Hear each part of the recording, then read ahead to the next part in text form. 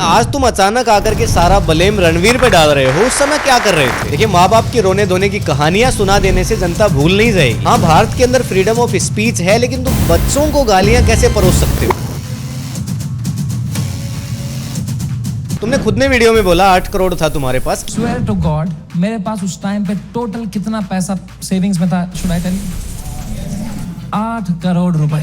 कितना पैसा चाहिए होता है जीवन में आखिर? दोस्तों, आज का ये जो होस्टकास्ट है, इसमें आपको ये जरूर सीखने को मिलेगा कि क्या नहीं करना चाहिए। दोस्तों, काफी लंबे समय बाद समय रैना का इंटरनेट पे वीडियो घूम रहा है। बहुत सारी चीजों को साफ सुथरा दिखाने की कोशिश करी गई है। ऐसा कुछ भी जब होता है तो आपके मन में बहुत सारे सवाल रहते होंगे। ये होस्टकास्ट पूरा देखिएगा ताकि आपके भी दिलो दिमाग में रहे कि क्या नहीं करना है। आपका टाइम खराब न करते हुए स्टार्ट करते हैं। पूछिए स्नेह। सर, समय रैना का ये पूरा एपिसोड देखें तो क्या मैसेज मिलता है? देखिए, मैसेज यहाँ सीधा सीधा है कि कॉमेडी के साथ में अपनी स्टोरी बताने का प्रयास किया गया है कि भाई मेरी माँ जो है वो किस तरह से मेरे साथ रोई, मेरे जो रिश्तेदार थे, मेरे जो साथ रहने वाले लड़के थे, वो किस तरह से प्रॉब्लम फेस कर रहे थे उस समय में, कैसे मेरे पास बैंक में 8 करोड़ रुपए बचे थे और मुझे घाटा लगने वाला था 8 करोड़ रुपए का। तो बेसिकली कॉमेडी में मिक्स करके एक सिंपैथी गेम खेलने का प्रयास किया गया है। जो कचरा पहले फैलाया गया था उसको साफ करने का प्रयास है, मुझे तो ये लगता है। उसका बाप अब अकेला भी सोता है तो अंदर से कुंडी लगाता है। लेकिन समय रैना तो कह रहे हैं कि एक जोक की इतनी बड़ी सजा तो नहीं मिलनी चाहिए। एक छोटे से जोक के लिए इतना कैसे कर सकते हो यार?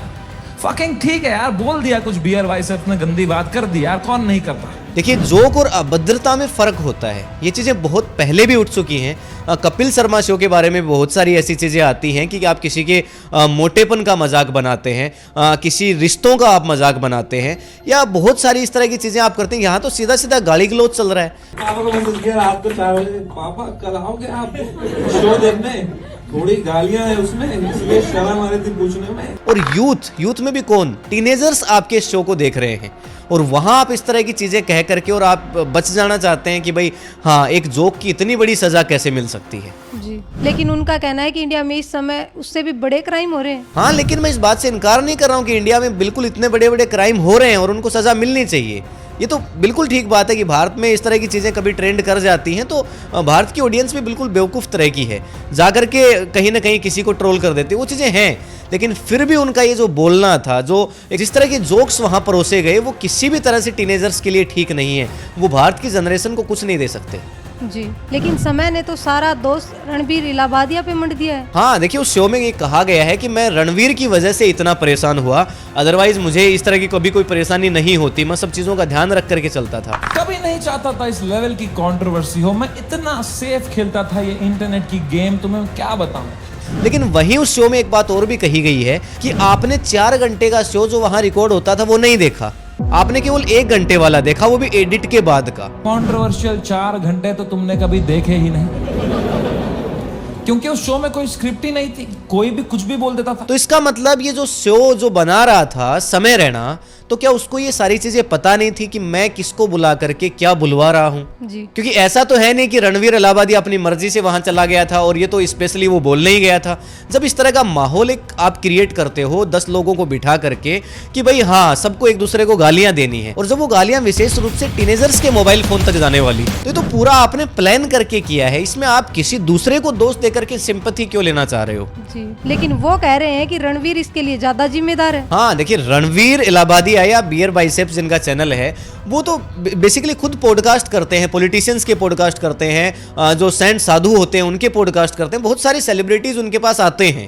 लेकिन उन्होंने जो अपनी इमेजेस जिस तरह की बनाई है, लोगों के सामने जैसे उन्होंने दिखावा किया है, पाखंड किया है कि मैं स्पिरिचुअलिटी को फॉलो करता हूँ, मैं बिल्कुल पूजा पाठ करता हूँ, मेडिटेशन करता हूँ, जिस तरह का उन्होंने अपने आप को दिखाया कि भाई आपने अपने आप की ब्रांडिंग जिस तरह की करी है, और जब आप जाकर के इस तरह की फूहड़ गालियां दे रहे हो वहां, तो फिर क्या लोग आपको ट्रोल नहीं करेंगे? जी, और यही बात समय रैना ने भी अपने लेटेस्ट एपिसोड के अंदर दोहराई है। ये बात ठीक है, लेकिन उसने पहले 10 साल अपनी इमेज बनाई, योगा, मेडिटेशन, स्पिरिचुअलिटी, साधना, फिर मेरे शो में बोल रहा इन समय रैना ने आरोप लगाया है रणवीर पे। आप ये आरोप लगा करके बच नहीं सकते, आप भी इसमें बराबर के हिस्सेदार हैं। आपने सब लोगों को बुला करके करने के लिए कहा है। लेकिन समय रैना कह रहे हैं कि फ्रीडम ऑफ स्पीच नाम की भी चीज होती है। देखिए, आर्टिकल 19 की आप बात कर रहे हैं, फ्रीडम ऑफ स्पीच। बिल्कुल हमारा अधिकार है, हम चीज़ों पे सवाल उठा सकते हैं, पब्लिकली कुछ बोल सकते हैं।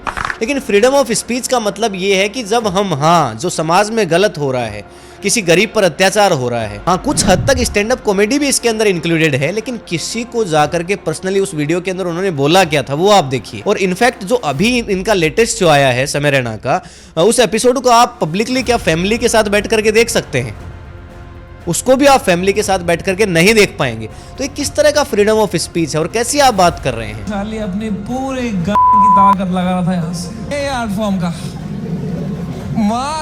बियर बाइसेप्स ने। आप कहते हैं कि मैंने जीवन भर बहुत सारी मेहनत करी है, मैंने अत्याचार सहे। ठीक है, आपने मेहनत करी है, लेकिन इस तरह की फुहड़ गालियां देना, ये कौन सा फ्रीडम ऑफ स्पीच है? आपके शो को फैमिली के साथ बैठ करके अगर नहीं देखा जा सकता है। लेकिन समय रैना कह रहे हैं कि एपिसोड बनाने में बहुत सारा समय, पैसा, बहुत कुछ लगता है। देखिए, ठीक बात है, एनर्जी लग रही है, पैसा लग रहा है, लेकिन एनर्जी और पैसा तो बहुत सारे कामों में लगता है। एक चोर भी कहेगा कि हाँ, जब मैं चोरी करने जाता हूं तो मेरी बहुत सारी एनर्जी लगती है, बहुत सारी कैलोरीज खर्च होती हैं। हाँ, एक अंडरवर्ल्ड का डॉन भी कह सकता है कि इन सब भाड़े के टट्टुओं को पालने के अंदर मुझे बहुत सारा पैसा खर्च करना पड़ता है, इनकी इतनी सारी सैलरीज मुझे देनी पड़ती हैं। तो क्या फिर वो ठीक हो गए क्योंकि उनकी सिर्फ मेहनत लगी है? जी। आप टीनेजर्स को, यूथ को टारगेट करते हो। आप एक दिन सिर्फ 10 मिनट के लिए कुछ अच्छी बातें लोगों को बता करके देख लीजिए, देखते हैं लोग आपको देखने आएंगे क्या। और लगातार आप अच्छी बातें करिए।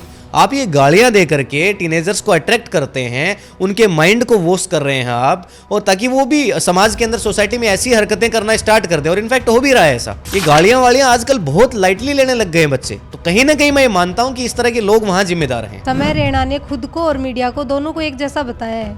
दोनों ही ध्यान भटकाने का काम करते हैं। देखिए, ये सीरियस जो डिस्कशन हमारा चल रहा था, उसके बीच में एक पॉइंट ऐसा आ गया है जिसमें बिल्कुल मैं समय रैना से एग्री करता हूं। हम बस लोगों को भटका रहे हैं, मीडिया सेम टीम।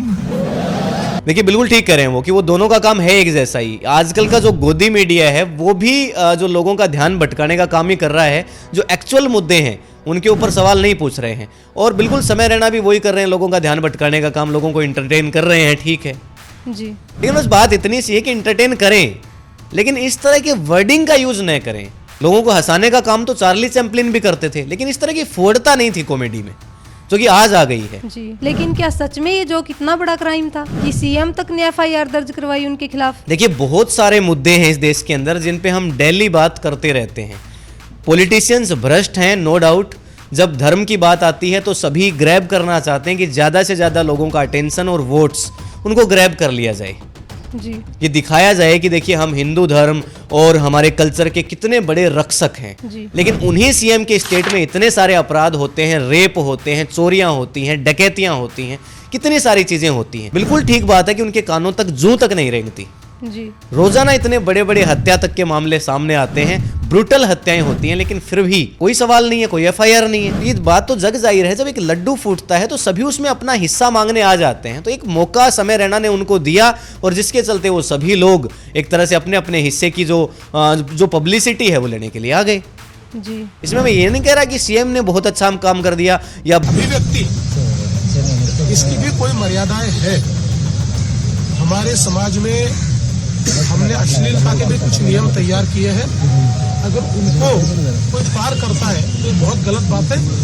अगर ऐसी कोई बात होती है तो उसके ऊपर कार्रवाई होनी चाहिए। बाबा बागेश्वर ने बहुत अच्छा काम कर दिया उनके खिलाफ 2 लाइनें बोल करके। मैं ये कह रहा हूँ कि समय रैना ने अच्छा नहीं किया। सोचिए क्या होता अगर इस तरह के जोक्स वो आज भी इवन बंद कर दे और तब भी वो नहीं बोलते, अच्छे लेवल की कॉमेडी करें। तो क्या समय रैना ने ये जो दुख भरी स्टोरी सुनाई है ये काम करेगी? देखिए, इस दुख भरी स्टोरी को वैसे तो काम करना भी चाहिए। भारत की जनता बहुत भोली वाली है और दूसरों का दुख दर्द समझ करके और अपने वाले दुख दर्द को एक बार साइड में रख देती है और उसके बारे में सोचना शुरू करती है। जी। और ये अच्छी बात है, ये हमारा इंडिया का कल्चर है। यही कल्चर है जिसकी वजह से ये लोग बने हैं, और यही कल्चर है जिसको ये लोग खराब कर रहे हैं। जी। और शायद जनता इनको भी माफ करेगी, और मैं तो चाहता हूं कि इनको माफ करे। और गलतियां देखिए सबसे हो जाती हैं, लेकिन बस आगे सुधार करें। जी। तो सर, आपके हिसाब से समय रैना के साथ हुआ ये इंसिडेंट हमें क्या सिखाता है? देखिए, समय रैना के साथ हुआ ये इंसिडेंट हमें सिखाता है कि हम किस तरह की हमारी इमेज क्रिएट करते हैं। उस इमेज को हमें एक तरह से मेंटेन रखने की जरूरत होती है। रणवीर इलाहाबादिया ने यही किया। उसने अपनी एक स्पिरिचुअल इमेज बनाई और उसके बाद एक फुहड़ जोक मारा, जी तो लोगों का बिलीफ एकदम से टूटा और इसीलिए शायद इतना गुस्सा ब्लास्ट हुआ। तो कई बार हमें क्या करना चाहिए इससे ज्यादा इंपॉर्टेंट होता है कि क्या नहीं करना चाहिए। जी तो किसी भी तरह के स्टैंड अप कॉमेडी शो में या जोक्स के अंदर हमें धर्म या किसी की भावनाएं या फिर गाली गलौज इन सब चीज़ों का सहारा नहीं लेना चाहिए, मेरा तो ये मानना है। जी तो दोस्तों आज के वीडियो में इतना ही। समय रैना के लेटेस्ट एपिसोड पर आपकी क्या राय है कमेंट सेक्शन में लिख करके जरूर बताएं। मिलेंगे आपसे किसी एक और वीडियो में, तब तक के लिए जय हिंद जय भारत।